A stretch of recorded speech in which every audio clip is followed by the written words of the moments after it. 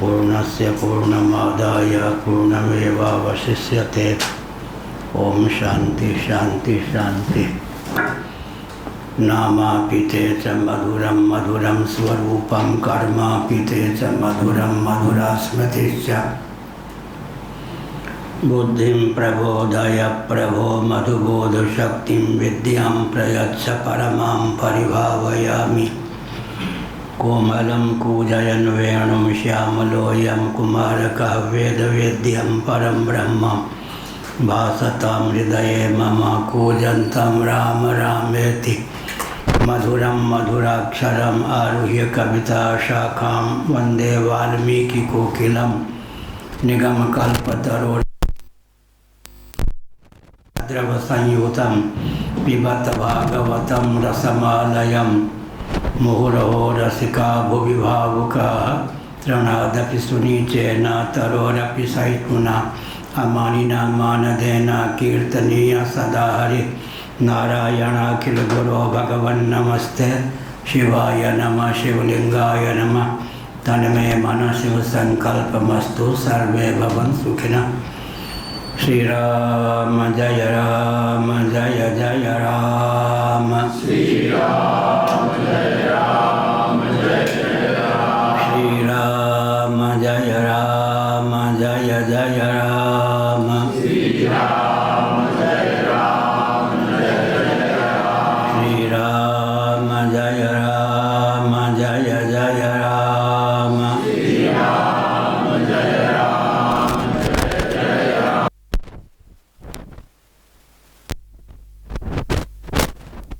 का नाश हो, प्राणियों में सद्भावना हो, विश्व का कल्याण हो, गौ माता की जय हो, गौ हत्या बंद हो, भारत अखंड हो, सर्वभूत हृदय धर्म सम्राट श्री स्वामी करपात्री जी महाराज की जय हो, श्री जगन्नाथ महाप्रभु की जय हो, श्री बलभद्र महाप्रभु की जय हो, भगवती सुभद्रा देवी की जय हो। हर हर महादेव। गीता गुह्यम फाइनल जो है वो देख लीजिएगा। बाकी गीता गुह्यम पर जितने हैं सब डिलीट कर देना। गीता गुह्यम फाइनल लिखा होगा। हाँ, कौन सा? 281। नीचे से दूसरी ठीक है।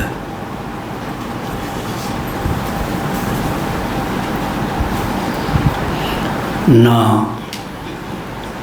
पूर्व पक्ष का निराकरण भाष्यकार भगवान ने किया। सर्व पदार्थानां नियत निमित्तोपादान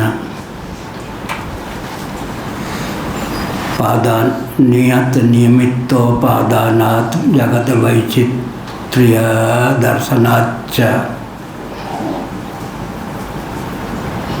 जितने भी पदार्थ हैं उनके निश्चित निमित्तों का उपादान या ग्रहण किया जाता है।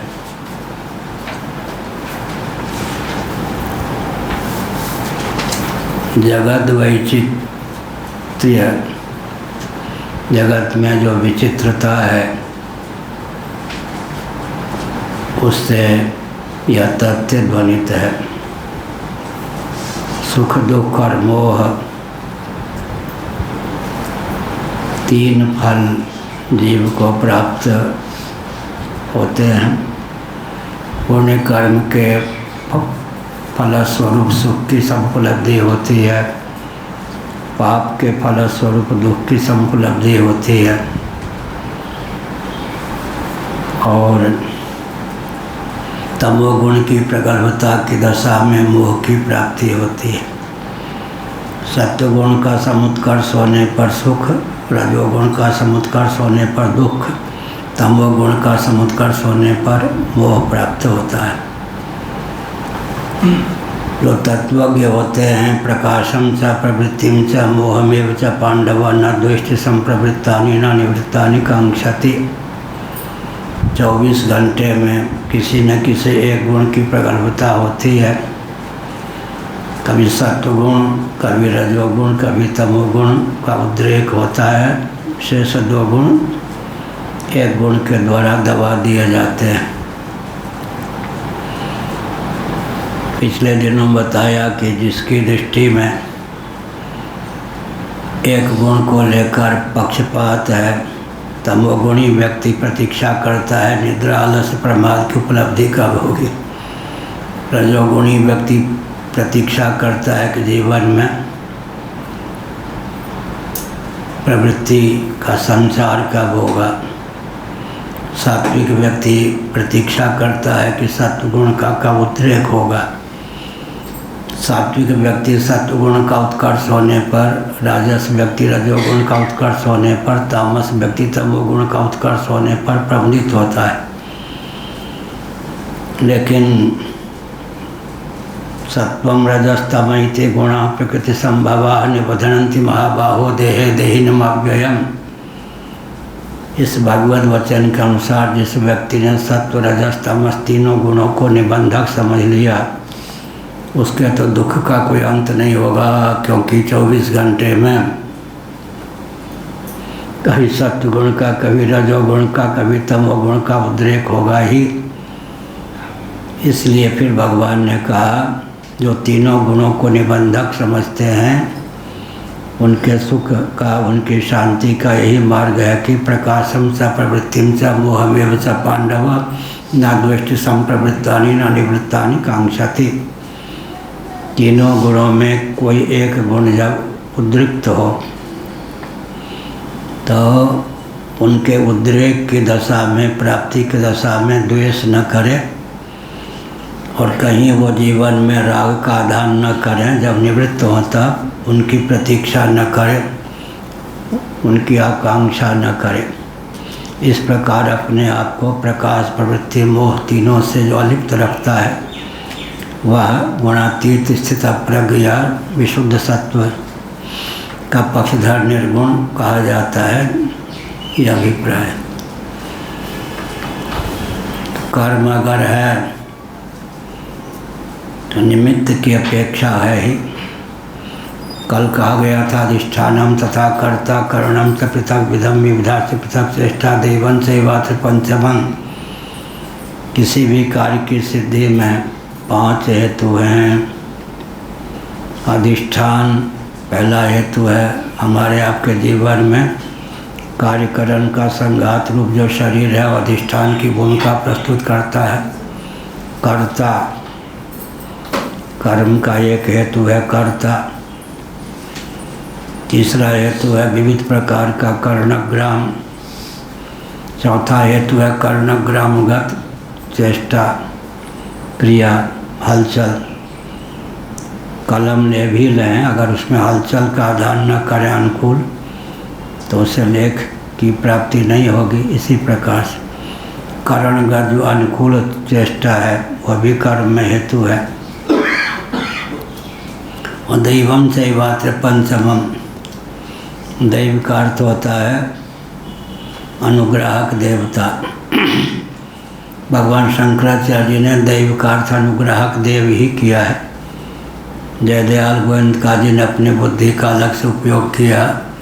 उन्होंने लिख दिया कि दैव का अर्थ यहाँ प्रारब्ध है। लेकिन ध्यान रखने की आवश्यकता है, प्रारब्ध भी तो एक कर्म ही है।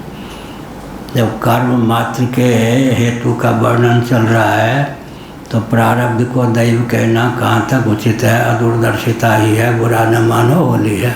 या तो क्या हुआ? दैवन सेवात्र पंचमन। यह जो श्लोक है, व्यवहार में अगर इसको कोई डालता है, इस पर ध्यान रख कर के व्यवहार करता है, कहीं उसको मुक्की खाने की आवश्यकता नहीं होती। कल भी उदाहरण दिया, रेल की दुर्घटना हो गई तो जांच कमीशन के जो सदस्य होते हैं इस श्लोक के आधार पर जांच करें तो सफलता मिलेगी शीघ्र। पटरी या डब्बेगत त्रुटि के कारण तो दुर्घटना नहीं हुई, ड्राइवर चालक के प्रमाद के कारण तो दुर्घटना नहीं हुई, ब्रेक आदि फेल हो जाने के कारण दुर्घटना नहीं हुई, सिग्नल आदि देने में त्रुटि के कारण तो दुर्घटना नहीं हुई, और दैव की प्रतिकूलता, वर्षा, मूसलाधार, ओला, आंधी आदि के कारण तो दुर्घटना नहीं हुई। इस प्रकार से तो अगर पांचों हेतुओं का कोई मर्मज्ञ है तो व्यवहार में वह मुक्ति नहीं खाता। अधिष्ठानम तथा कर्ता करणम च पृथक विधम विविधा से पृथक चेष्टा दैवं सेवा से पंचमम। ठीक से पढ़ना भी चाहिए और पाठ के माध्यम से जो जानकारी प्राप्त हो उसका प्रयोग भी व्यवहार में करना चाहिए, तब जीवन में दिव्यता आती है। प्रयोग नहीं करेंगे तो फिर दिव्यता जीवन में नहीं आएगी। प्रयोग एक ही तो पढ़ने पढ़ाने की बात है, तो व्यवहार में फिर दिव्यता कैसे आएगी। इसलिए गीता का जो यह श्लोक है व्यावहारिक धरातल पर बहुत महत्वपूर्ण है। अधिष्ठानम तथा कर्ता करणम च पृथक विधम विविधा से पृथक चेष्टा दैवं सेवा से पंचमम। और दूसरा श्लोक अव्यक्तादि भूतानि व्यक्त मध्यानि भारत अव्यक्त निधनान्यव तत्र का परिदेय बना। अंग्रेजी वाले ने इसका अनुवाद किया अपने ढंग से, वैज्ञानिकों ने। Matter can neither be created nor destroyed. किसी भी पदार्थ के ऑल ऑफ सडन एकाएक आकस्मिक की उत्पत्ति नहीं होती, किसी भी पदार्थ का निरन्वय नाश नहीं होता। इसी को आजकल कहते हैं matter is nothing but energy. उसके आगे हमने एक वाक्य जोड़ दिया है, energy is nothing but soul, soul is the super source of energy. कोई भी पदार्थ है उसका निरन्वय नाश नहीं होता, उसका मौलिक स्वरूप शक्ति हुआ करती है, लेकिन समस्त शक्तियों का उद्भव स्थान आत्म तत्व है। इसलिए आत्मा जो है सर्व शक्तियों का अधिकरण है, अधिष्ठान है। कोई भी शक्ति होती है तो अपने आश्रय शक्तिमान या शक्ति को अपनी विद्यमानता से सदुति नहीं कर पाती, और यहाँ तक कि अपने कार्यों को लेकर भी अपने अधिकरण अधिष्ठान या आश्रय शक्ति को सदुति नहीं करती। पंचदशी कार्य विद्यारण्य स्वामी जी ने तथ्य को उद्भाषित किया। ये मृनिष्ठ मिट्टी में रहने वाली जो स्निग्धता नाम की शक्ति है, वो मिट्टी को अपनी विद्यमानता से सदुति नहीं होने देती। घटादि कार्यों को लेकर भी अपने आश्रय मिट्टी को सदुति नहीं होने देती। यही कार्य शक्ति की चमत्कृति है। सब कुछ करने पर भी द्वैत का आधार नहीं कर पाती, नहीं करती। कोई भी शक्ति अपने आश्रय शक्तिमान या शक्ति को अपनी विद्यमानता से जहाँ सदुति नहीं होने देती, वहाँ अपने कार्यों की विद्यमानता से भी शुक्र जी सदुति नहीं होने देते। कृष्ण पक्ष चल रहा है, यह हुआ। सर्व पदार्थानां नियत निमित्तोपादाना जगद वैचित्र्य दर्शनाच्च। जगत में विचित्रता भी दिखाई पड़ती है। सभी पदार्थों को निश्चित निमित्तों का उपादान कहा जाता है। संसार में सुख दुख इत्यादि जो फलगत धोखे में आ गए कोई, क्या विघ्न मत डालिए। अगर मोबाइल से ज़्यादा प्रेम हो तो बाहर जाके आराम कीजिए।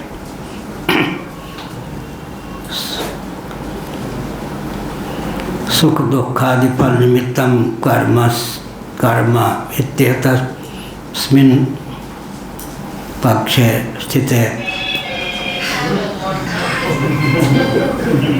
ये सब खिलवाड़ नहीं है। आप लोग जाइए, बाहर जाइए, विघ्न मत कीजिए, पाप मत मोल लीजिए। ये पाठ चल रहा है। आप लोग बाहर चले जाओ, यहाँ रहने की जरूरत नहीं। VIP हो ना, यहाँ रहने की जरूरत नहीं।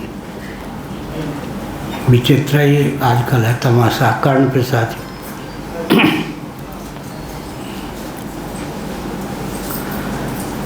सर्वपदार्थानां नियत निमित्तोपादाना जगत वैचित्र्य।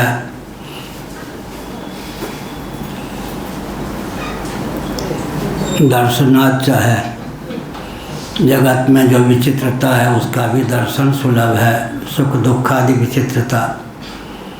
इसीलिए सांख्यवादी कहते हैं कि ब्रह्म को जगत का उपादान कारण मानने की क्या आवश्यकता। 281 पृष्ठ।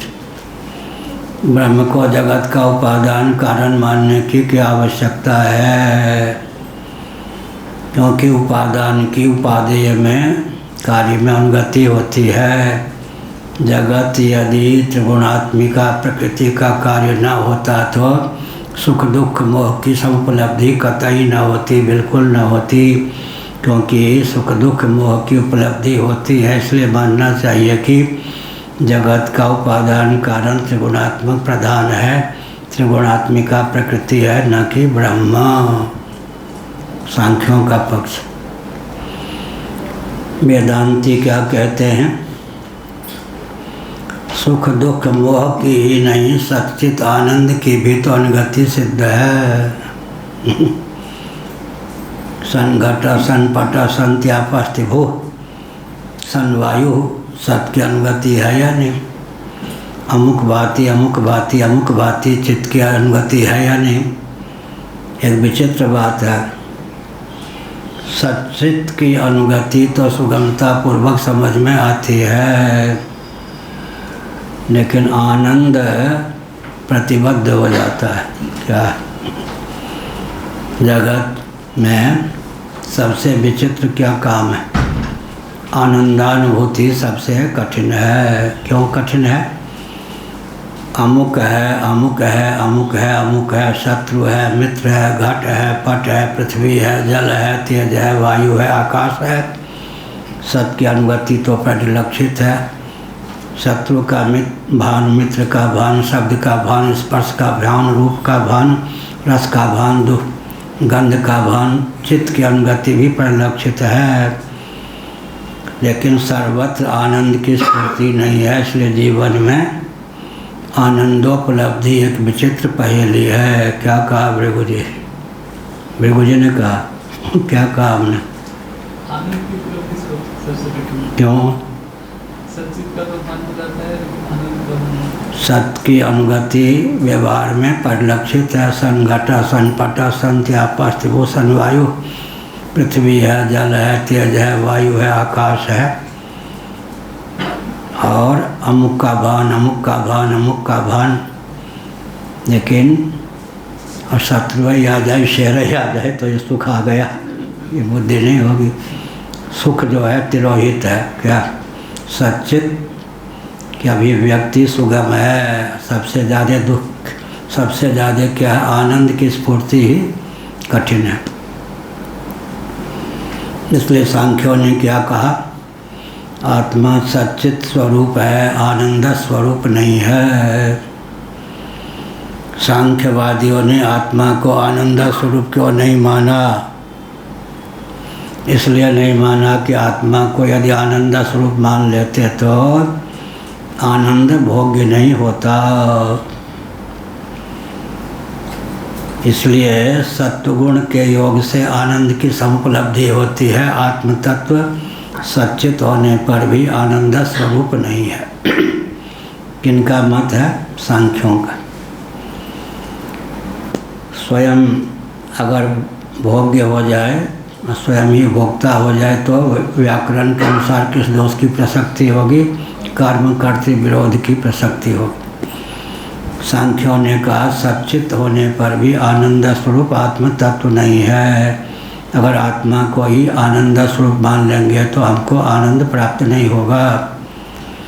तब आनंद की अभिव्यक्ति पुण्य के फलस्वरूप जब सत्वगुण का उत्कर्ष होता है तब होती है। तो एक बहुत विचित्र बात है, आनंद एक स्थिर पदार्थ नहीं हो सकता। सांख्यों के अनुसार क्यों नहीं हो सकता? पुण्य के योग से सत्वगुण का समुत्कर्ष होगा तब आनंद प्राप्त होगा, अन्यथा नहीं होगा। तो फिर क्या होगा? मात्रा स्पर्शास्तु कौन्तेय शीतोष्ण सुख दुखदा आगमा पाइनो नित्यास्तां तितिक्षासु भारत। अनुकूल विषय भी प्राप्त होता है, प्रतिकूल विषय भी प्राप्त होता है, तो आनंद की अनुभूति एक पहली हो जाएगी। अगर आत्मा को आनंद स्वरूप मानेंगे तो आत्म तत्व भोग्य नहीं होगा, क्योंकि अनुभव स्वरूप सिद्ध होगा, आनंद स्वरूप सिद्ध होगा। वेदांती कहते हैं फिर तो आनंद तुमको कभी मिलेगा कभी नहीं मिलेगा। अतः आत्म तत्व आनंद स्वरूप ही है। पर प्रेमास्पद होने के कारण आत्मा परमानंद स्वरूप है। युक्ति के बल पर भी यह तथ्य उद्भासित है। नवारे सर्वस्य कामाय सर्वम प्रियम भवति, आत्मनस्तु कामाय सर्वम प्रियम भवति। फिर क्या है? जैसे अपना मुखचंद्र अपने लिए दृष्टिगोचर नहीं होता, लेकिन दर्पण के माध्यम से मुखचंद्र का दर्शन सुलभ हो सकता है, ऐसे ही आत्मा आनंद स्वरूप है। लेकिन विशुद्ध सत्व के योग से, सत्वात्मक अंतःकरण के योग से उसकी अभिव्यक्ति हो जाती है, तब वह भोग्य भी हो जाता है। तो आनंद स्वरूप आत्म तत्व को मानने पर भी आनंद की अनुभूति हो सकती है। सत्वात्मक अंतःकरण के योग से उच्छलित आत्मा की अभिव्यक्ति होती है। इस प्रकार आत्म तत्व उसी प्रकार आनंद स्वरूप होकर भी आनंद का भोक्ता हो सकता है, जैसे कि मुख दर्पण के योग से प्रतिभासित होकर दृष्टिगोचर हो सकता है। एक थे हाई कोर्ट के अवकाश प्राप्त जस्टिस विपिन चंद्रानंद सरस्वती, सन्यासी थे, हमारे गुरु भाई थे। उपनिषद में आया दक्षिण आँख में दीप्ति अधिक है वाम नेत्र की अपेक्षा, इसलिए दक्षिण नेत्र पति है, वाम नेत्र पत्नी है। उन्होंने कहा ये बात जची नहीं। हाँ, अंग्रेजी पढ़े लिखे व्यक्तियों की अपनी लाचारी होती। तो हमने कहा ठीक है, जरा बाईं आँख से, कौन है, बाईं आँख से इसको देख लीजिए, नाक के हिस्से को। दाईं आँख से तो नाक का हिस्सा दिख सकता है इतना, और बाईं आँख में अगर दाईं आँख के समान रोशनी है तो ज़रा बाईं आँख का प्रयोग करके इसको देख लीजिए, तो हम समझा कि श्रुति गलत है। किया हुआ नहीं, हमने कहा, उन्होंने मान लिया। क्या प्रयोग तत्काल हो गया। दाईं आँख से तो ये दिखेगा, और बाईं आँख में अगर रोशनी कम हो ना हो तो बाईं आँख से हिस्सा देखना चाहिए, पर नहीं दिखता है। इससे सिद्ध होता है कि श्रुति ने ठीक कहा।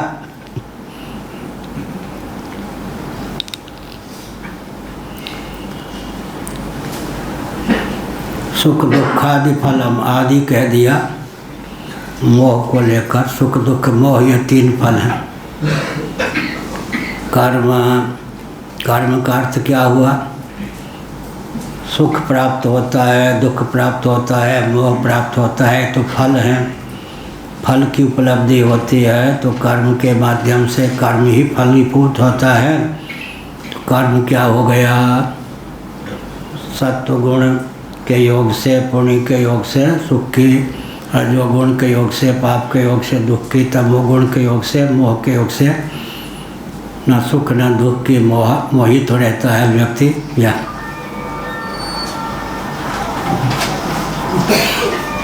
वो तो ये बीमारी ही है।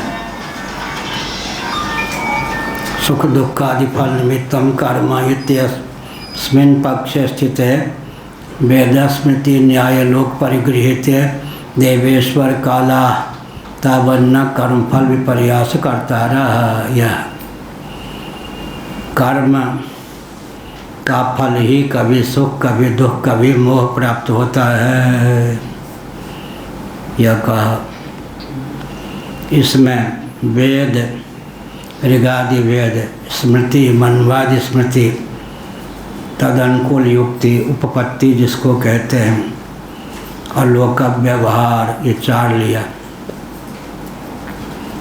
कितने मार्मिक व्यवहार में भी कुशल शंकराचार्य थे। वेद लिया माने श्रुति, फिर स्मृति ली, फिर न्याय लिया, न्याय माने युक्ति।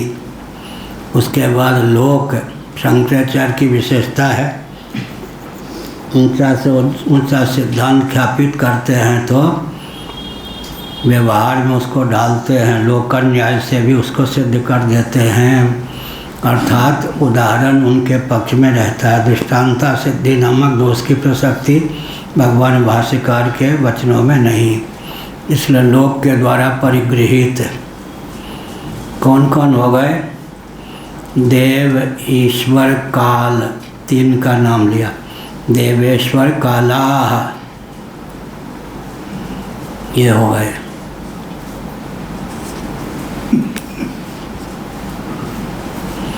देव, इंद्रादि देव हो गए। ईश्वर, परमेश्वर, देवों के भी नियामक, परम नियामक। और काल, काल भी सुख दुख आदि में हेतु है।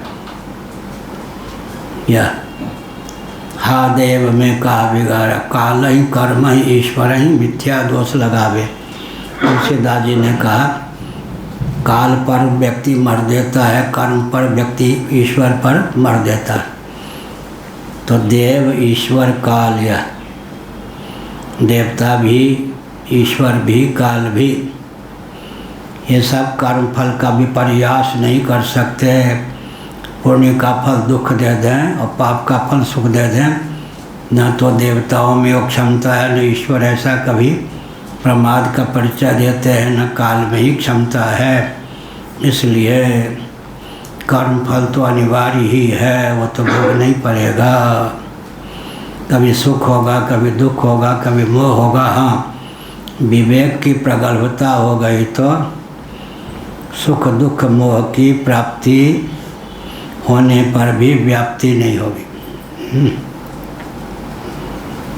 प्राप्ति अलग चीज़ है, व्याप्ति अलग चीज़ है। प्राप्ति हो गई, सुख है, दुख है, मोह है, वह निद्रा का वेग है, ऐसा कोई कह सकता है। अब व्याप्ति माने मैं सुखी हूँ, मैं दुखी हूँ, मैं मोही हूँ, ये व्याप्ति हो गई। प्राप्ति होने पर भी व्याप्ति न होने दें। यह अहम के साथ, आत्मा के साथ उसको चिपका न लें। सुख को दृश्य समझें, सुख, फिर दुख को भी दृश्य समझें, भाष्य समझें, मोह को भी भाष्य समझें। यह हुआ। नहीं तो फिर सुख को चिपका लिया तो मैं सुखी, दुख को चिपका लिया तो मैं दुखी, ऐसे मोह को चिपका लिया तो मैं मोही, मोहित हो गया। या नहीं। देव, ईश्वर, काल, काल ही कर्म ईश्वर ही। या हा दैव में कहा बिगाड़ा। देवता, ईश्वर, काल तो कर्म फल का भी प्रयास नहीं कर सकते। जो कर्म किया है उसका फल तो मिलेगा ही, लेकिन तत्व ज्ञान में वह क्षमता है कि प्रारब्धातिरिक्त जो कर्म है संचित, जिन कर्मों ने अभी फल देना प्रारंभ नहीं किया है, अगर तत्व ज्ञान न हुआ तो कालांतर में वो प्रारब्ध बन करके फलोन्मुख होंगे। संचित कर्म तत्व ज्ञान के द्वारा जल जाते हैं, क्रियमाण कर्म अकर्म हो जाते हैं। प्रारब्ध तो ज्ञानी हो या ज्ञानी उसको भोगना ही पड़ता है। विवेक की प्रगल्भता से व्यक्ति क्या है, प्रारब्ध प्रतीत दुख में भी अपने आप को क्या करता है, सुस्थिर रखने में समर्थ होता है। पता चलेगा जीवन में कौन सा ये प्रारब्ध का फल है या हाँ, क्या हुआ? प्रारब्ध का फल है, ये पता चलेगा। जाति आयु भोग योग दर्शन में प्रारब्ध के 3 मुख्य फल का वर्णन है। जाति, आयु, भोग। जाति माने जन्म, वो तो हो ही गया, उस पर कोई बस नहीं। और कुछ नहीं मानेंगे, ब्राह्मण क्षत्रिय वैश्य शूद्र नहीं मानेंगे, मनुष्य पशु पक्षी तो मानेंगे क्या? तो जाति तो वही है। जाति माने जन्म, जन्म तो हो ही गया। आयु माने श्वास प्रश्वास की निश्चित अवधि, श्वास प्रश्वास की निश्चित अवधि का नाम है आयु। उस निग्रह हो सकता है योगियों का। क्या? किस पर? आयु पर।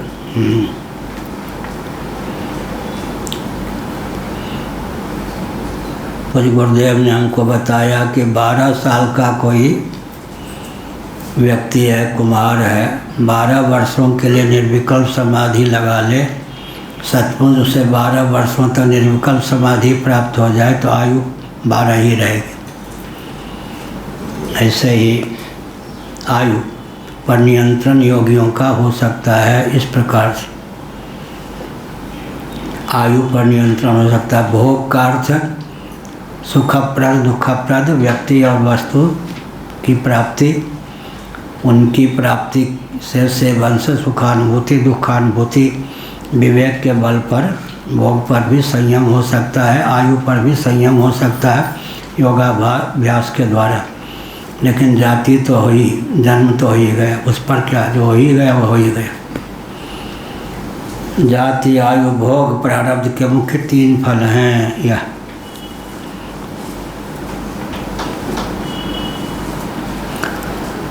तो वेद, स्मृति, न्याय, लोक व्यवहार चारों को ले लिया शंकराचार्य ने। देव, ईश्वर, काल, यह देवता भी कर्म फल का विपर्यास नहीं कर सकते, अर्थात जो फल मिलना है, जैसा कर्म किया उसका फल मिलेगा ही। रो के झेलें, हंस के झेलें, विवेक के बल पर झेलें, लेकिन वो तो होगा। ईश्वर भी सर्वसमर्थ हैं, लेकिन वो भी प्रारब्ध का फल देंगे, प्रारब्ध को मिटा नहीं सकते। संचित कर्म होना पड़ेगा।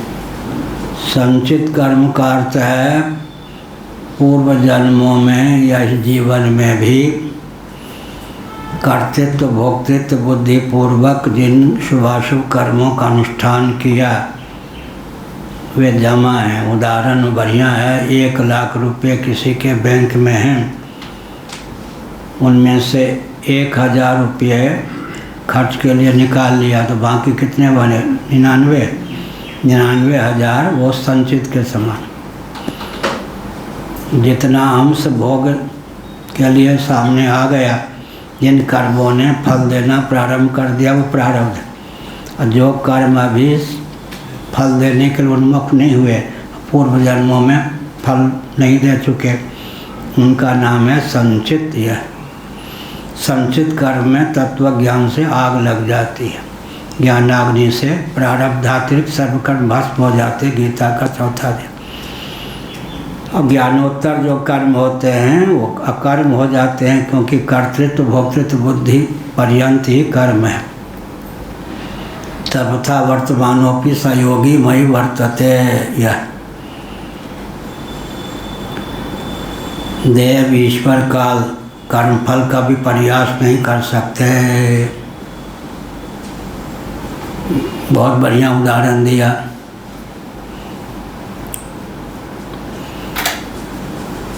कर्मफल भी प्रयास करता रहना, कर्मणा कांक्षित कारकत्वात्, बहुत बढ़िया हेतु दिया।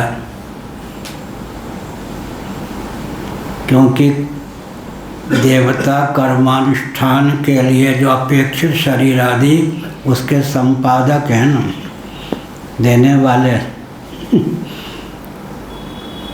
कर्म के फलस्वरूप ही तो कर्मानुष्ठान के लिए अपेक्षित जो सामग्री है कौन है? 5 अधिष्ठानम तथा कर्ता, कर्णम से पृथक विधम, विविधा से पृथक चेष्टा, देवम से वाच, पंचमम देहेंद्री प्राणांतकरण के प्रदायक है देवता, ईश्वर, काल। इसलिए कर्मफल का विघात नहीं कर सकते। कर्मानुष्ठान के लिए अपेक्षित शरीर आदि के वो प्रापक हैं, संपादक हैं, ये अभिप्राय।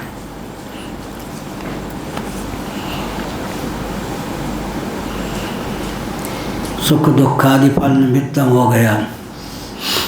कर्मणा कांक्षित कारकत्वात्, यह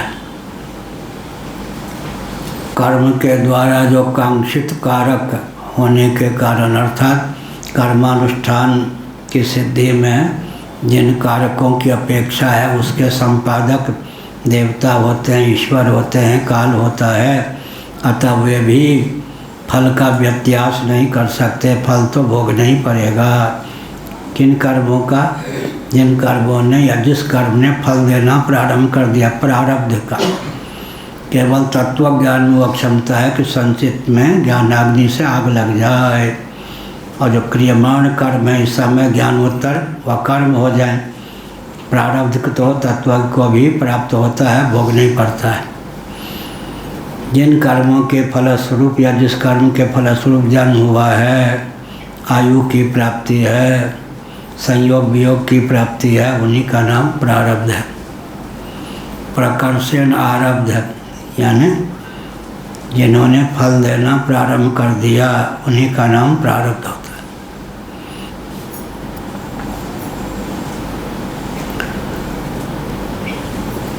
कर्म ही शुभाशुभम पुरुषाणाम देव कालेश्वरादि कारकम अनपेक्ष नात्मानं प्रतिलभते। पूर्व में जो सूत्र वाक्य लिखा उसी की व्याख्या किए देते हैं स्वयं शंकराचार्य ही। क्या हुआ? कर्म ही, क्योंकि कर्म शुभाशुभम पुरुषाणाम देव काल ईश्वरादि कारकम अनपेक्ष नात्मानं प्रतिलभते। जो पुरुष हैं माने मनुष्य हैं, कर्माधिकारी हैं, कर्मानुष्ठान में अधिकृत हैं, या जिनके द्वारा जो कर्म संपादित होता है, देव काल ईश्वरादि जो कारक हैं, इनको ताक पर रखकर कर्म की सिद्धि हो ही नहीं सकती है।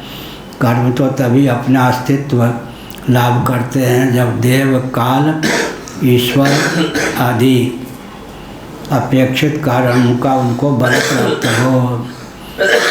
देव काल ईश्वर आदि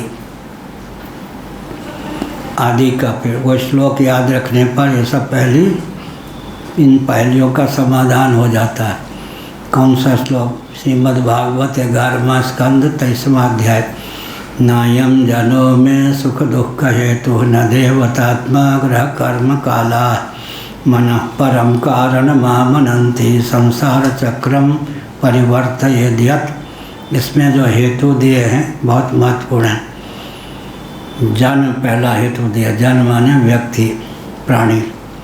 नायम जनो में सुख दुख हेतु, फिर कहा, क्या कहा? देवता, फिर ग्रह, फिर कर्म, फिर काल, 5 दिए। नायम जनो में सुख दुख हेतु न देवता, फिर आत्मा भी, जन देवता आत्मा ग्रह कर्म काल, 6 का नाम लिया, आत्मा भी उसमें है। नायम जनो में सुख दुख हेतु न देवता आत्मा ग्रह कर्म काला। 7वां कौन है? मनः परम कारण मां मनन्ति संसार चक्रम परिवर्तयेद्यत्। माना कि जन देवता आत्मा ग्रह कर्म काल ये सुख दुख में हेतु हैं, फलप्रद हैं, लेकिन मन परम कारण है। ये कारण तो है लेकिन मन परम कारण है। मन परम कारण मां मनन्ति, कौन? तत्वज्ञ मनीषी जो हैं सुख दुख में परम कारण मन को ही मानते हैं। सामान्य कारण तो देवता ग्रह कर्म काल ये सब हैं। जन आत्मा देवता ग्रह कर्म काल ये हेतु हैं, मन परम हेतु है। इसका उदाहरण क्या देते हैं? गाढ़ी नींद में मन सुप्त हो जाता है तो कर्म के अतिरिक्त हेतु की विद्यमानता रहने पर भी व्यक्ति को दुख की प्राप्ति नहीं होती। कौन कौन? हम सो गए या आप सो गए माने मन सो गया। जीव सोता है या मन सोता है? हाँ, तो कितने भी घंटे सो लो, लोग कहे सो रहे, मन सो रहा था, मैं तो जगह था, मैं तो मन का साक्षी था। उनको मुँह बंद कर दे। आपको भ्रम था मैं सो रहा हूँ, मैं तो स्वप्न का, सुसुप्ति का भी दृष्टा था। क्यों कहा मन परम कारण महामनंती? व्यक्ति सो गया तो मन सो गया, यही हुआ ना।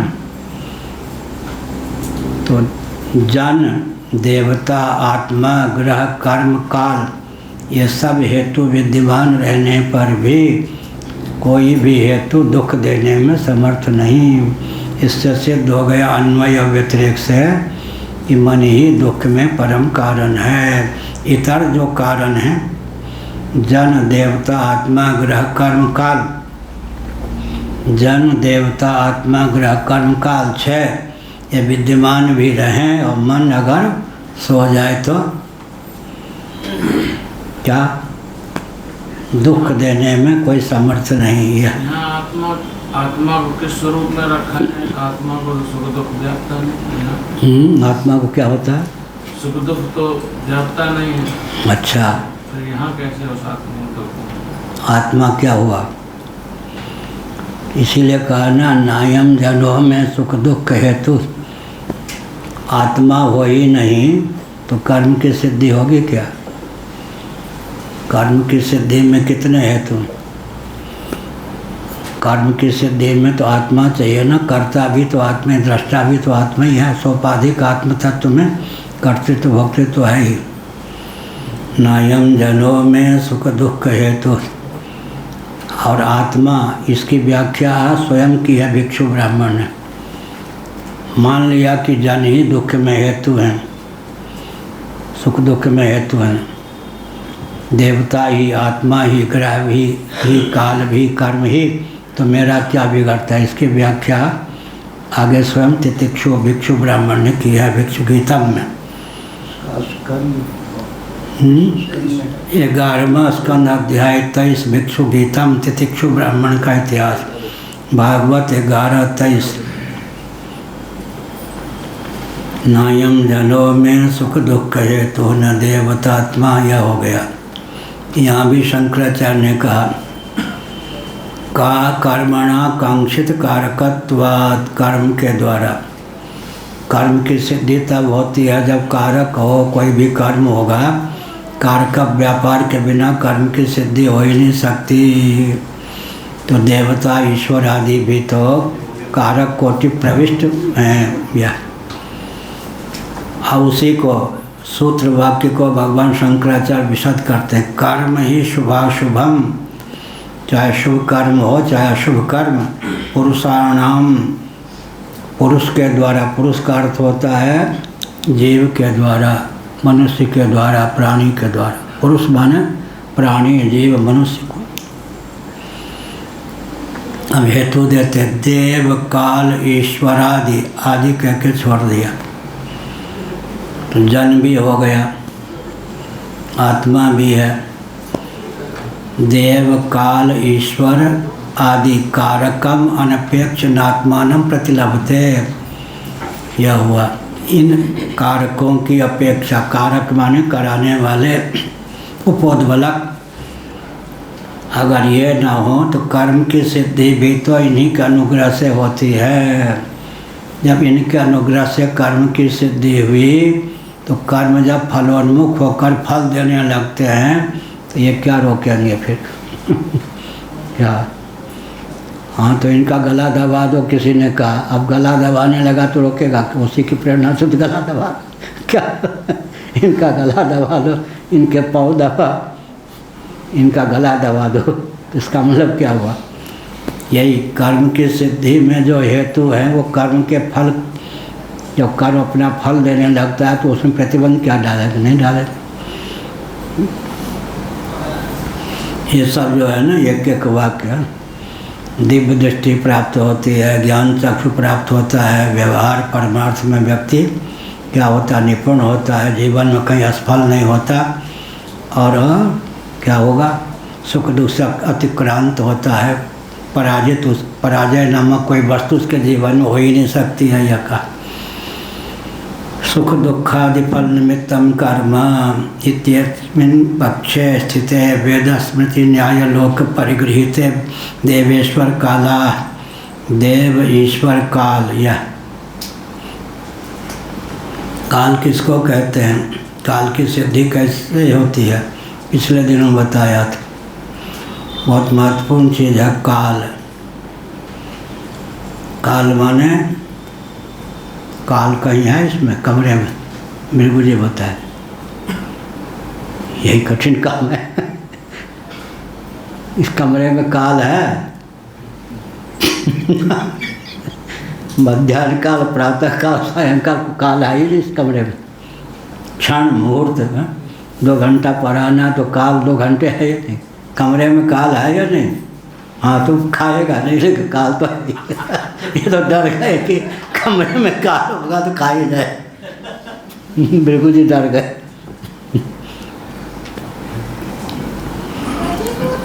हाँ तो क्या हुआ, काल की सिद्धि कैसे होती है। काल के रहस्य को जान जाने पर काल की दाल नहीं गलती। कालज्ञ के काल के रहस्य को जान जाने पर काल की दाल कालज्ञ को नहीं गल काल की दाल कालज्ञ पर नहीं गलती, सिद्ध नहीं होती।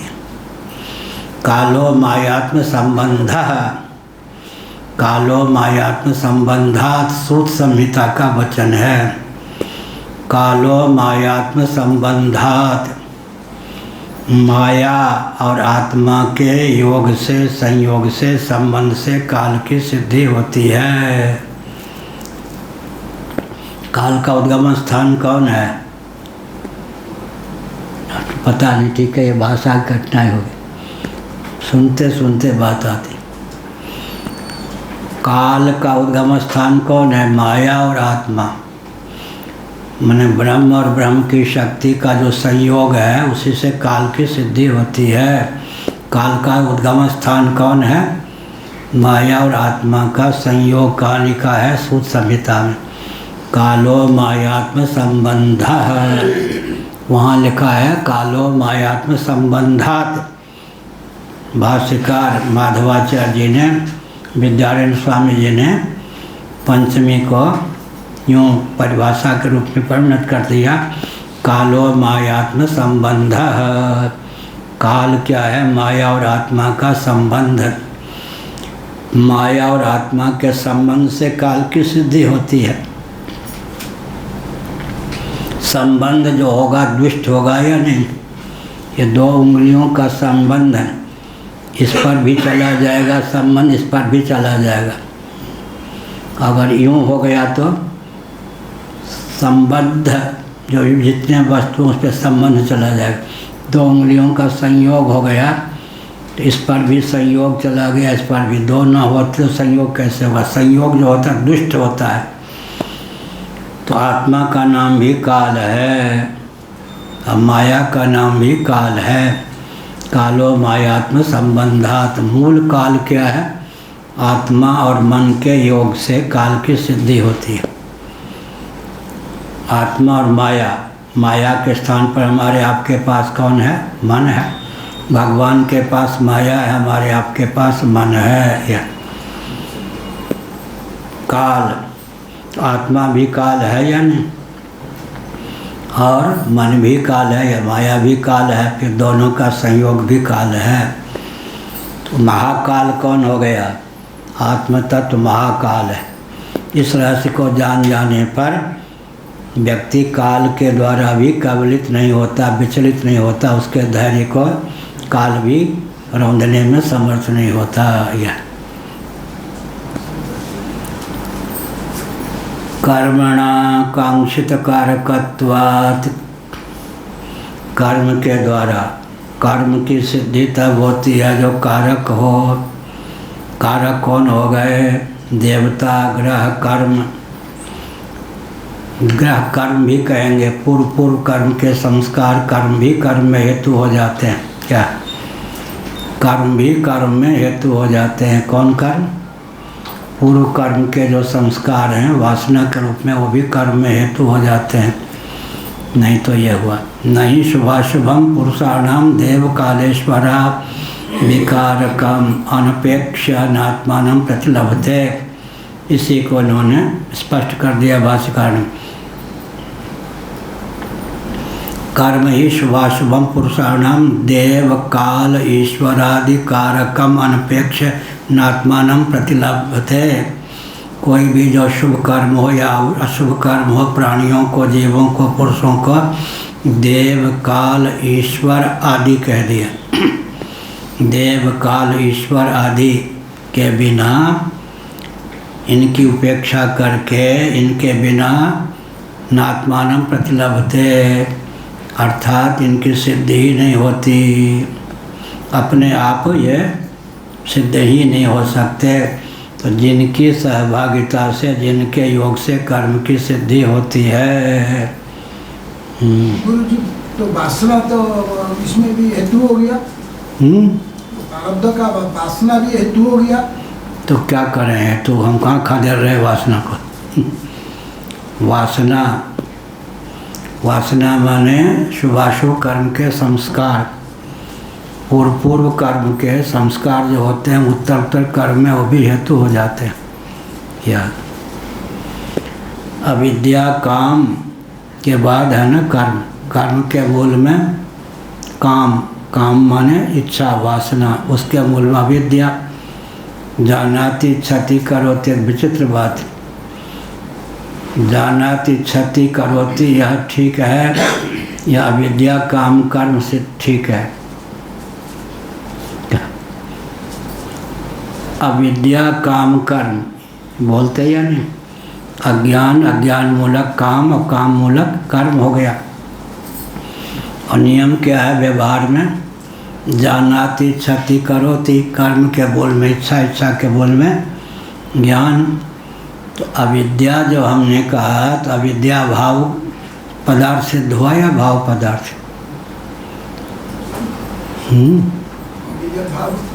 भाव क्यों हुआ? एक प्रक्रिया है अविद्या काम और कर्म, दूसरी प्रक्रिया है जानाति क्षति करोति, ज्ञान, इच्छा और कर्म। अब ऊपर बीच वाले और नीचे वाले तो तालमेल रख रहे हैं। ऊपर वाले को अब क्या कहेंगे? एक में अविद्या है, एक में ज्ञान है, जानाति। तो अगर अविद्या और जानाति ज्ञान में तालमेल बैठाएंगे तो अविद्या ज्ञान का भाव सिद्ध हो संभव ही नहीं। इसलिए ज्ञान का नाम ही अज्ञान हो जाता। क्या हुआ? कठिन विषय हुआ। ज्ञान का नाम ही अज्ञान हो जाता है। अब लोग कहेंगे क्या दिमाग खराब हो गया पढ़ाने वाले को? अज्ञान, ज्ञान का नाम अज्ञान कैसे हो गया? विद्या का नाम अविद्या कैसे हो गया? तो कर्म की जो सरणी है उस पर विचार करेंगे तो जानाति क्षति करोति, उधर एक है अविद्या काम और कर्म। काम इच्छति, इच्छा और काम में तो एक रूपता है ही, कर्म दोनों जगह है ही। ऊपर में बहुत भेद हो गया, एक में है अविद्या, एक में है जानाति माने ज्ञान, विद्या। तो विद्या और अविद्या दोनों विपरीत हो गए। अब क्या करेंगे भाई? इसलिए अविद्या जो है ज्ञानाभाव का नाम नहीं है, मिथ्या ज्ञान का नाम ही अविद्या हो गए। क्या है? ये सब दाव पेच हैं। क्या हुआ? बाल का खाल निकालना। बाल जानते कहाँ है आपके शरीर में? और खाल, बाल का खाल निकालना। पढ़ाने की शैली, लिखने की शैली, भाषिकार इत्यादि की क्या है? बाल का खाल निकालना। और जो प्रोफेसर आदि लेक्चरर होते हैं आदि अपने बोल दिए, हो गया। यहाँ तो एक एक बात पे बाल के खाल निकाल करके बात चलती है। कर्म शुभाशुभम पुरुषाणाम देव, देवता के बिना कर्म की सिद्धि नहीं हो सकती, काल के बिना कर्म की सिद्धि नहीं हो सकती। ईश्वर के बिना कर्म की सिद्धि नहीं हो सकती, आदि भी दे दिया। देह इंद्रिय प्राण अंतःकरण के बिना कर्म की सिद्धि नहीं हो सकती, ऐसे है। देश के बिना, स्थान विशेष के बिना कर्म की सिद्धि नहीं हो सकती है। ग्रह के बिना, नक्षत्र के बिना कर्म की सिद्धि नहीं हो सकती है। इतर सहयोगी के बिना कर्म की सिद्धि नहीं हो सकती है। ये सब बहुत से हो गए। देव काल ईश्वरादि कारकम अनपेक्षण आत्मानं प्रतिलभते। कर्म जो है इन निमित्तों को ताक पर रखकर कतई बिल्कुल भी अपने स्वरूप को ख्यापित कर नहीं कर सकता। तो जिनकी सहभागिता से कर्म की सिद्धि हुई, उन्हीं का गला कैसे घोंट देंगे कर्म, उन्हीं का गला कर्म कैसे घोंट देगा। हुआ ना, उलट पुलट करके। लब्धात्मकमपि फल दाने असमर्थम, बहुत बढ़िया। कदाचित, फिर भी कल्पना कर लें, देवता काल ईश्वर आदि कारक की कदाचित अपेक्षा न करके भी कोई कर्म सिद्ध हो ही जाए तो लब्धात्मकम अपि फलदाने असमर्थम, फल नहीं दे सकते कर्म फलीभूत नहीं हो सकते। कदाचित अपना अस्तित्व, पहली बात तो यह है कि कर्म सिद्ध ही नहीं हो सकते। अगर और कल्पना कर लें कदाचित सिद्ध भी हो जाए तो फलीभूत नहीं हो सकते, या फलावसान उनका नहीं हो सकता। या इनके जीवन में, तत्वज्ञ के जीवन में कर्म तो परिलक्षित होते हैं लेकिन फलावसान नहीं। पानी पीने पर प्यास की निवृत्ति तो होती है, भूख भोजन करने पर तत्वज्ञ के जीवन में भी भूख की निवृत्ति होती है, लेकिन जो शुभाशुभ कर्म है शास्त्र सम्मत असम्मत, वो तत्वज्ञान के बाद कर्तृत्व बुद्धि विगलित हो जाने के कारण कोई भी शुभ या अशुभ कर्म तत्वज्ञ के द्वारा नहीं हो सकते। सर्वथा वर्तमानोपि सहयोगी मयि वर्तते, कर्तृत्व पर्यंत कर्म है। बाहर से कुछ कर्म न करने पर भी अगर कर्तृत्व शेष है तो कर्म है ही। मैं नहीं करता तुम क्या कर लोगे, मैं नहीं जाता तुम क्या कर लोगे, न जाने का कर्तृत्व भी कर्म हो गया या नहीं। अगर मुट्ठी खोलना कर्म है तो मुट्ठी बंद करना भी कर्म है या नहीं। इसमें भी कर्तृत्व अपेक्षित है, इसमें भी कर्तृत्व अपेक्षित है। चलने में भी कर्तृत्व अपेक्षित है, न चलने नहीं चलता क्या करोगे न चलने में भी कर्तृत्व अपेक्षित है, इसलिए कर्तृत्व पर्यंत कर्म है। बाहर से कर्म ना भी किया जाए, कर्तृत्व को पाले हैं तो कर्तृत्व अगर है तो कर्म है ही।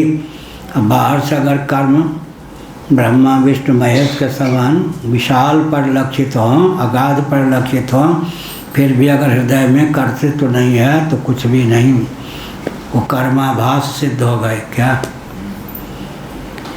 क्या हुआ? कर्म ही शुभाशुभम पुरुषाणाम देव काल ईश्वरादिकारकम अनपेक्ष न आत्मानं प्रतिलभते। कर्म अपने अस्तित्व के ख्यापक तभी हो सकते हैं, या कर्म अपने अस्तित्व ख्यापक तभी हो सकता है जब उसे उपोद्बलक प्राप्त हो, अर्थात कर्म की सिद्धि में देवता अपेक्षित, काल भी अपेक्षित, ईश्वर भी अपेक्षित, विविध करण भी अपेक्षित, करणगत चेष्टा भी अपेक्षित। यह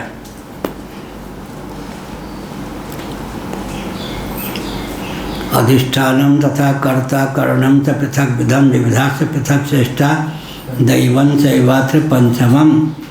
गीता में 18वें अध्याय में दैव माने देवता, देवता के स्थान पर ईश्वर का ही वर्णन है 18वें अध्याय। परम देव ईश्वर को ही देव के रूप में ख्यापित किया गया गीता के 18वें अध्याय में। अधिष्ठानम, अधिष्ठान का वर्णन क्या है? ब्राह्मण क्षत्रिय वैश्य शूद्र के शरीर का जो वर्णन है, ब्रह्म कर्म, क्षात्र कर्म, वैश्य कर्म, ये सब या कर्ता का उल्लेख कर दिया गया तो वही अधिष्ठान। ब्राह्मण क्षत्रिय वैश्य शूद्र के शरीर हो गए अधिष्ठान। कर्ता यह है, कर्तृत्व बुद्धि संपन्न जो जीव है वही कर्ता है। कर्ता के भी सात्विक राजस तामस भेद का वर्णन गीता में है। ये कर्णम च विधक पृथक विधम, कर्ण विविध प्रकार के कर्म जो होते हैं इसके उसके स्थान पर द्वितीया यया धार्यते मन प्राणेन्द्रिय क्रिया, मन प्राण इंद्रियों की क्रिया को धारण करने वाला धृति तत्व है, धारण करने वाली धृति है। धृति का वर्णन कर दिया तो कर्णग्राम का वर्णन हो गया। विविधा से पृथक चेष्टा दैवन से वात्र पंचम, दैव के रूप में परमात्मा का वर्णन हो गया। और ब्राह्मण क्षत्रिय वैश्य शूद्र के उचित जो कर्म में हलचल है उसी का नाम चेष्टा। कर्मेश वासवम पुरुषाणाम देव काल ईश्वरादि कारकम अनपेक्ष नात्मानम प्रतिलभते। जो कर्म है चाहे शुभ हो चाहे अशुभ हो, मनुष्यों के जीवन में, कर्ता के जीवन में जो कर्म परिलक्षित होते हैं उसमें देव उपोद्बलक होते हैं, काल उपोद्बलक होते हैं, ईश्वर उपोद्बलक होते हैं। ईश्वर ऊपर हैं या काल ऊपर है, देवता से ऊपर काल, काल से ऊपर ईश्वर हुआ। ईश्वर ही काल होकर तिनका काल रूप में ताता शुभ और अशुभ कर्म फल जाता।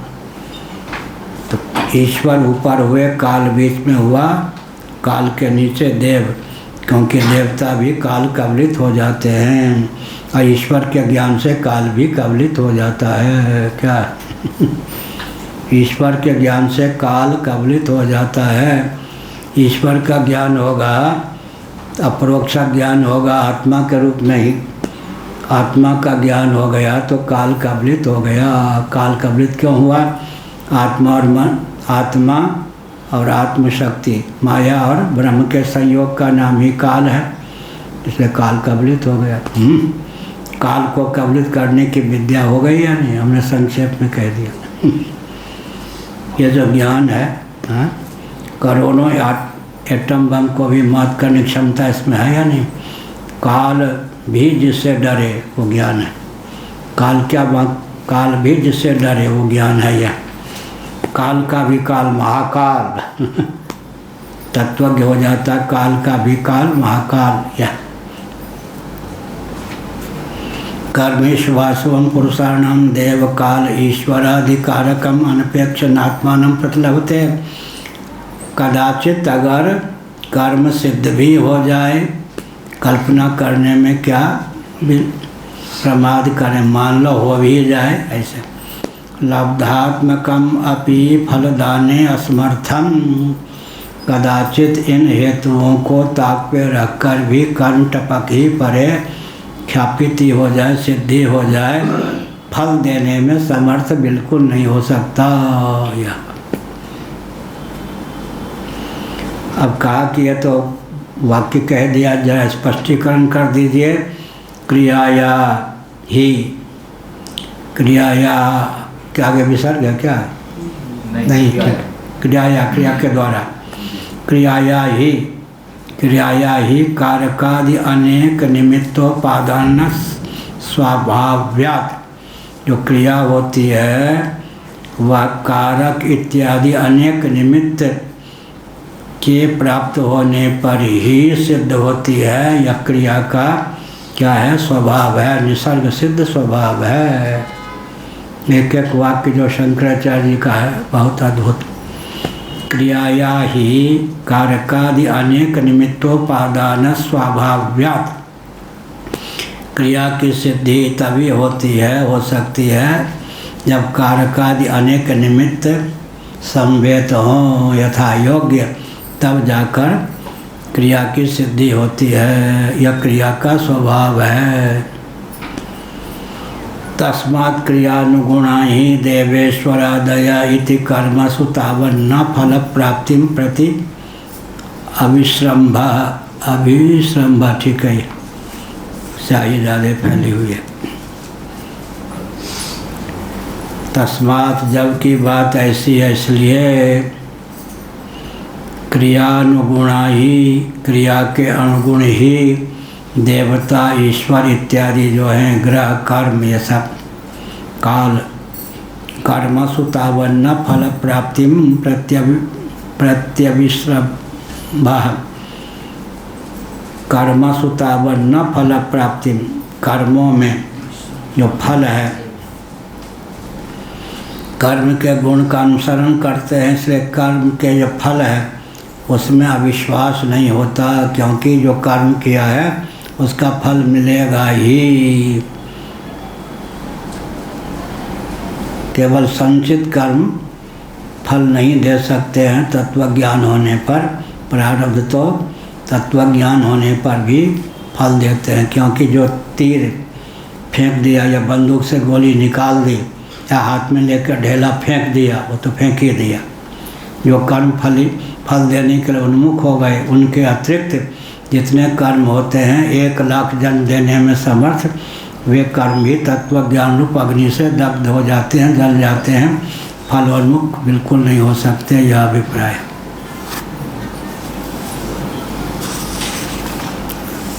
अब 282 पेज।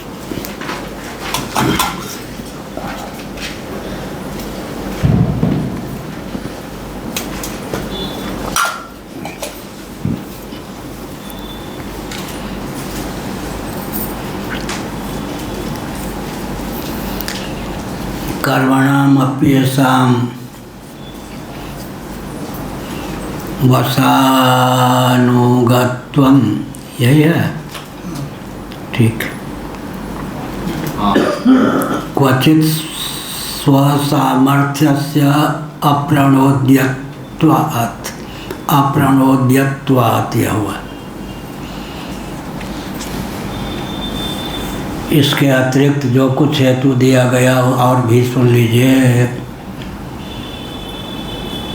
कभी कभी कर्मणाम अपि येषाम, कभी कभी कर्म की वस्तुगत शक्ति दुर्वार हो जाती है,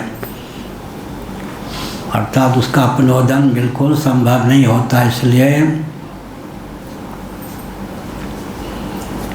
इन देवता आदि का विघ्न डालना, देवता हों, ईश्वर हों, काल इत्यादि हों, कर्मों के अधीन ही है। कर्म में ही वो क्षमता हो तब इनकी दाल गल सकती है, अन्यथा नहीं गल सकती है। यह वस्तु शक्ति दुर्वार होती है। यह देवता आदि जो कहा गया, देवता ग्रह कर्म का, देवता ग्रह ईश्वर काल, ये सब विघ्न करना भी कर्मों के अधीन है। उस प्रकार की क्षमता है, उस प्रकार की योग्यता है उस कर्म में, जिस कर्म के फलीभूत होने में देवता इत्यादि की दाल गल सकती है, वो भी कर्म के कर्म में ही क्षमता है। तभी उस कर्म के से प्राप्त होने वाले फल की सिद्धि में देवता इत्यादि की दाल गलती है। वह भी कर्म की योग्यता का अतिक्रमण करके कोई विघ्न देवता आदि डालें संभव नहीं है, यह अभिप्राय हुआ।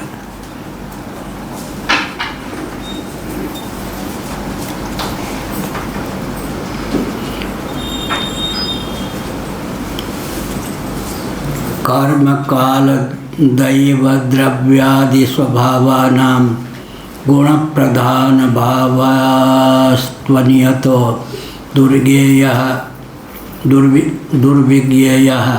चेति तत्कृतो मोह लोकस्य। एक एक वाक्य बहुत बढ़िया दिव्य है। अब क्या क्या दिया? कर्म काल, आगे हुआ देव दैव, कर्म काल दैव और द्रव्य इत्यादि, यह भी हुआ। कर्म काल दैव और द्रव्य माने सामग्री। यह ये सब भी जो होते हैं गुण प्रधान। गुण माने गौण हो गए, प्रधान माने कभी प्रमुख हो जाते, मुख्य भाव। अनियत निश्चित नहीं है, दुर्विज्ञेय है। इनको कोई अपने बलबूती पर समझ ले बहुत कठिन है। कर्म की गति, काल की गति, दैव की गति और द्रव्य ये सब जो हैं कभी गौण हो जाते, कभी मुख्य हो जाते। इनका जो स्वभाव है अनियत, सुनिश्चित नहीं है, दुर्विज्ञेय है। इसीलिए मनुष्यों के बस की बात नहीं। कर्म के, काल के, दैव के, द्रव्यादि के स्वरूप को ठीक ठीक समझ लें। या द्रव्य है, पृथ्वी आदि द्रव्य है। पृथ्वी आदि का नाम द्रव्य हो गया। तत्कृतो मोहो लोकस्य, तत्कृत जो मोह है संसार में देखा जाता है। कर्म को लेकर मोह हो जाता है। कर्म गति टाले नहीं टले। काल की गति भी व्यक्ति को विमोहित कर देती है, दैव की गति व्यक्ति को विमोहित कर देती है, और द्रव्यादि का जो स्वरूप है, प्रभाव है, वह भी व्यक्ति को मोहित किए बिना नहीं रहता। कर्मैव कारकम नान्यत फल प्राप्ताविति केचित् दैवमेवेत्यपरे। अब एक एक का लेते हैं। कर्मैव कारकम नान्यत फल प्राप्तव इति केचित्, कुछ महान भावों का कहना है, पूर्व मीमांसकों का, केचित् माने मीमांसकों का। कर्मैव कारकम, कर्म ही कारक होते हैं। नान्यत फल प्राप्तव, फल की प्राप्ति में अन्य नहीं, कर्म ही पर्याप्त हैं, वही कारक हो जाते हैं। या अब ज्योतिषी लोग क्यों पीछे रहे हैं जी, और दैववादी स्वभाववादी जो हैं वह। अपर दूसरे लोग क्या कहते हैं, दैवम एव इति अपरे। छठी टिप्पणी, दैव में परम मन्ये पौरुषम तो निरर्थकम। भाई दैव को ही, प्रारब्ध को ही परम मन्ये, परम कारण मानते हैं। पौरुषम तो निरर्थकम, वो पौरुष जो है निरर्थक है। क्या हुआ, प्रारब्ध में होना, प्रारब्ध में लिखा है होगा ही। अब कितना भी हाथ पांव चलाओ, समर्थ हो नहीं सकते, प्रारब्ध को टपकने देने से मना नहीं कर सकते। यह है, ऐसा कौन कहते हैं, देवता कांडीय उपासक लोगों का कहना है। यह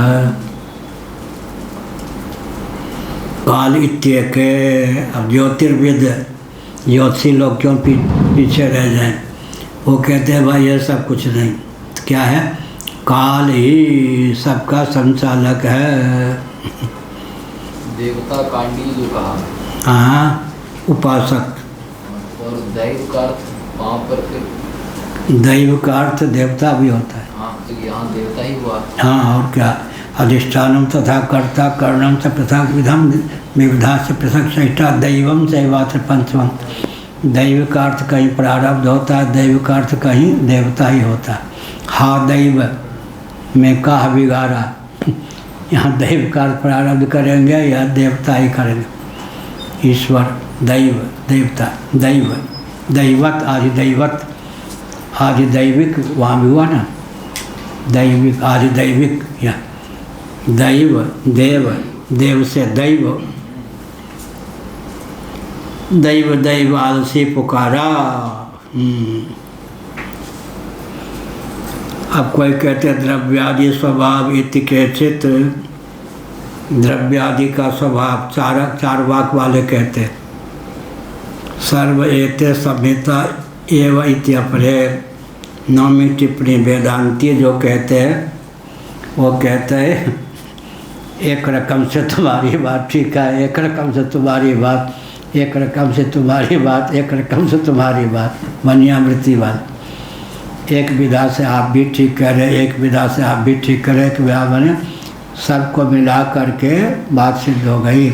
आपकी उपेक्षा नहीं की जा सकती, आपका कहना भी ठीक, लेकिन इतना ही नहीं, इतना ही नहीं, इतना ही नहीं, सब मिला करके हेतु बनते हैं। यह हो गया। सर्व एते संहिता एव इत्यपरे, वेदांतियों का कहना है एक ही पर्याप्त नहीं, इन सब का जो मिला जुला रूप है, मान यह भी इन सब के योग से ही कर्म की सिद्धि होती है, फल उपलब्धि होती है। अब तत्र कर्मण प्राधान्यम अंगीकृत्य वेदस्मृतिवादाः पुण्यो वै पुण्येन कर्मणा भवति पाप पापनित्यादयः। इस संदर्भ में यह कहा, इस संदर्भ में कर्म फल की प्राप्ति में कर्म की प्रधानता है, अंगीकृत्य स्वीकार करके, प्रधानता को मान करके क्या है, वेद स्मृतिवादा, वेद माने श्रुति और स्मृति आदि की प्रसक्ति होती है, प्रवृत्त हैं या कर्म की प्रधानता, बाकी सब उपोद्बलक है, कर्म ही प्रधान है। पुण्यो वै पुण्येन कर्मणा भवति पाप पापेन इत्यादयः। इसी को कहा कि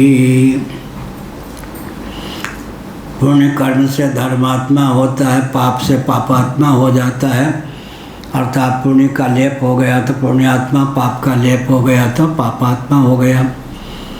यद्यपि येषां स्वविषय कस्यचित् प्राधान्योद्भव इतरेषां तत्कालीन प्राधान्य शक्ति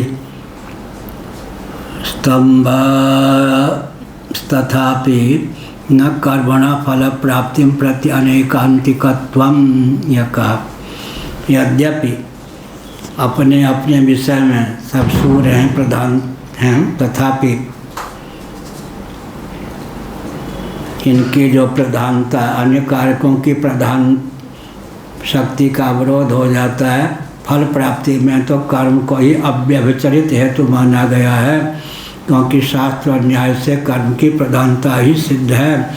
शास्त्र न्याय निर्धारितत्वात् कर्म प्राधान्यस्य, बाकी गौण हो जाते हैं, निमित्त हो जाते हैं, उपोद्बलक होते हैं, बाकी कर्म ही, कर्म के हेतु कितने हों, लेकिन कर्म आखिर हेतु क्या करेंगे, हेतु के द्वारा कार्य की निष्पत्ति होती है, आखिर कार्य ही क्या होता है, फलप्रद होता है, इसलिए कर्म ही मुख्य हो गए, कर्म की प्रधानता सिद्ध हो ही गई।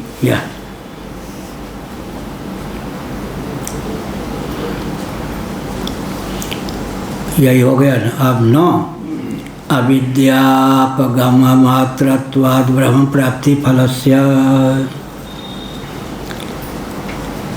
यदुक्तम ब्रह्म प्राप्ति फलम प्रति देवा विघ्नं कुर्युः इति तत्र न देवानां विघ्न करणे सामर्थ्यम। पहले एक पक्ष रखा था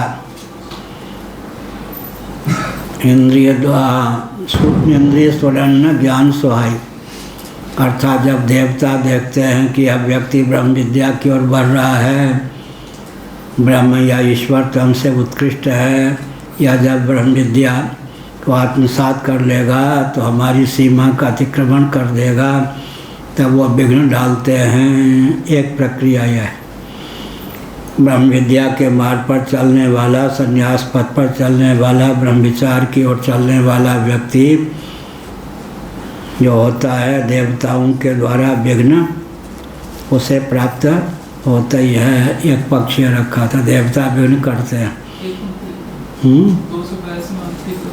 क्या कह रहे, 282 छूटे गया, क्या है, यद्यपि येषां स्वविषय कश्चित् प्राधान्योद्भवति इतरेषां तत्कालीन प्राधान्य शक्ति स्तंभ। यद्यपि इनमें से किसी की प्रधानता होती है, किसी के तत्कालीन प्राधान्य से किसी की गौणता होती है, लेकिन जिसका जब उद्भव हो जाता है उस समय उसी की प्रधानता मानी जाती है। न कर्मणा फल प्राप्ति प्रति अनैकांतिकत्व, क्योंकि कर्म जो है फल प्राप्ति के प्रति सुनिश्चित हेतु है। कर्म की सिद्धि में उपोद्बलक अनेक होते हैं, लेकिन आखिर कर्म की सिद्धि में हेतु है ना, तो फलोपलब्धि में कर्म की ही प्रधानता है। यह तथ्य शास्त्र न्याय निर्धारित कर्म प्राधान्य से, शास्त्र के द्वारा न्याय माने युक्ति के द्वारा, शास्त्र सम्मत उपोद्बलक युक्तियों के द्वारा निर्धारित है, इसलिए कर्म फल की प्राप्ति में कर्म की प्रधानता सुनिश्चित ही है। यह हुआ न अविद्यापगम मात्रत्वाद ब्रह्म प्राप्ति फलस्य। अब कहते हैं कि ऐसा मार्ग अपनाओ कि विघ्न डालने वालों की दाल ही न गले। सबसे अधिक बुद्धिमत्ता किसमें है? ऐसा काम करो कि विघ्न डालने वालों की दाल न गले। जब तक वो सावधान हो तब तक काम यह हुआ। जब तक वो सावधान हो तब तक काम हो जाए झटपट।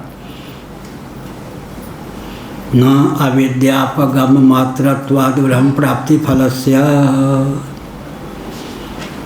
ब्रह्म विद्या के फल में देवता विघ्न नहीं डाल सकते। क्यों नहीं? उनको तो अवसर ही नहीं मिलता है, दालें नहीं गलती। ब्रह्म प्राप्ति का फल केवल अविद्या की निवृत्ति ही तो है, ब्रह्म तो नित्य ही प्राप्त। तो झटपट ब्रह्मोपदेश हुआ, झटपट ब्रह्मरूप हो गए, अविद्या की निवृत्ति हो गई। जब तक देवता लोग कमर कसेंगे विघ्न डालने के लिए तब तक तो काम हो गया। दुल्हन ले गए नंद कुमार अब क्या होगा? यह है सबसे बढ़िया यही है। एक व्यक्ति ने घूस लिया था, सरपंच ने किसने, पकड़ने वाले गए, वो तो कोई चांदी के सिक्के थोड़े थे, वो तो कागज़ के नोट से उसने चबा लिए। तो यहाँ है कि जब तक वो विघ्न डालने चले तब तक काम हो जाए। अविद्यापगम मात्रत्वाद ब्रह्म प्राप्ति फलस्य। ब्रह्म तो नित्य ही प्राप्त है, अज्ञान के कारण ही जिसकी अप्राप्ति होती है, ज्ञान मात्र से उसकी प्राप्ति हो जाती है। तो अविद्या और अविद्यामूलक मिथ्या ज्ञान का अपनोदन ही ज्ञान के द्वारा होता है। वस्तु अगर प्राप्य हो, देशांतर में हो, कालांतर में हो या वस्तुअंतर में सम्मिलित हो, तब तो उसके लिए इतर प्रयास की आवश्यकता है। यहाँ तो ज्ञान मात्र से उपलब्धि हो जाती है। जब तक देवता इत्यादि कमर कसते हैं, तीर धनुष संभालते हैं, विघ्न करने का अभियान चलाते हैं, तब तो बाजी मार जाता है, कार्य हो ही जाता है। अविद्यापगम मात्रत्वाद ब्रह्म प्राप्ति फलस्य। ब्रह्म प्राप्ति का जो फल है, ब्रह्म तो नित्य ही प्राप्त है, अविद्या का अपनोदन ही तो चाहिए। अब जो कहा यदुक्तम ब्रह्म प्राप्ति फलम प्रति देवा विघ्नम कुर्युः इति तत्र न देवानां विघ्न करने सामर्थ्यम। और जो काम करेंगे उसमें तो देवता अनुग्रह भी कर सकते हैं, चाहे तो विघ्न भी कर सकते हैं। लेकिन ब्रह्मोपलब्धि जो फल है उसमें देवता विघ्न करेंगे, यह मान्यता त्याग देनी चाहिए। क्यों? तत्र न देवानां विघ्न करने सामर्थ्यम। इंद्रादि देवताओं का भी बल नहीं है, उनकी भी सामर्थ्य नहीं है, उनकी भी शक्ति नहीं है कि ब्रह्म प्राप्ति के फल में प्रतिबंध डालें या विघ्न करें। अकस्मात भला ऐसा क्यों कहते हो? विद्या कालानंतरितत्वात् ब्रह्म प्राप्ति फलस्य। विद्या बस ब्रह्म विद्या का उपदेश हुआ नहीं अधिकारी को, तत्काल ब्रह्म की प्राप्ति हो गई, अर्थात ब्रह्म स्वरूप तो था ही, अज्ञान निमित्तक मिथ्या ज्ञान का अपनोदन हो गया। अब देवता क्या विघ्न करने लगेंगे? क्या अब देवता विघ्न करने क्या लगेंगे? एक भाई गए श्रोताओं को देखते हुए अपनी बहन के यहाँ, विवाहिता बहन के यहाँ। अब वो घर के सब आ गए, सासू आ गई, ननद आ गए, सब आ गए, देवर आ गए। तुम्हारी बहन बहुत चटोरी है, यह घी बचने नहीं देती, पी लेती। किसी ने कहा मक्खन खाए बिना नहीं रहती, किसी ने कहा दही खाए बिना नहीं रहती, बहुत चटोरी है। अब बहन को बुलाया, आगे से आऊँ एक ही शिकायत मिले, जितना दूध होता सब पी लेती है। 25 शिकायत ना, दही चट कर जाती है, मक्खन चट कर जाती है, घी चट कर जाती है। ये सब नहीं। और क्या, तक्र मट्ठा चट कर जाती। एक शिकायत होनी चाहिए, घर में जितना दूध होता है सब पी लेती है। बहन ने कहा राजी हूँ, आगे से करूँगी, एक की शिकायत होने दूंगी। इसीलिए यहाँ पर क्या कहा, विघ्न क्या डालेंगे, जब तक देवता आदि सावधान होंगे तब तक तो ब्रह्म विद्या फल दे देगी। क्योंकि विघ्न डालने का अवसर तब होना जब अपने अतिरिक्त किसी वस्तु, अगर हमारा गंतव्य हम ही हो तो हम तो वहाँ पहुँचे हुए हैं। अपने अतिरिक्त किसी को प्राप्त करना चाहें तो देवताओं की दाल गल सकती है। आत्मा तो पहले से ब्रह्म है, केवल अज्ञान मूलक मिथ्या ज्ञान का अपनोदन तत्व ज्ञान से होता है। जब तक देवता कमर कसे तब तक तो उसका काम हो गया होता है। दाल नहीं गलती देवताओं की, हो गया। हरियाणा में पहुँच गए। हाँ, नारायण। शंकराचार्य भगवान की जय हो। सत्य सनातन धर्म की जय हो। धर्म